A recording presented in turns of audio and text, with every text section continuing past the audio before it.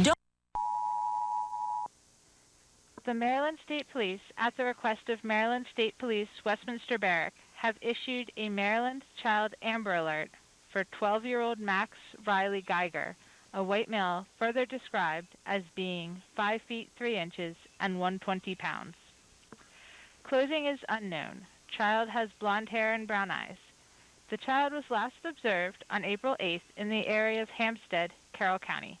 The child is believed to be in the company of Christopher Geiger, a 5-year-old white male, further described as being 6 foot 0 inches and 230 pounds. The suspect's clothing is unknown. Suspect has blonde hair and green eyes. A possible suspect vehicle is a black Jeep Wrangler bearing tag number DV 15797, Maryland. May be in the Westminster area. Anyone with information is asked to immediately call 911 or Maryland State Police Westminster Barrack at 410-386-3001. Do not take action which could endanger your safety or further endanger the abducted child.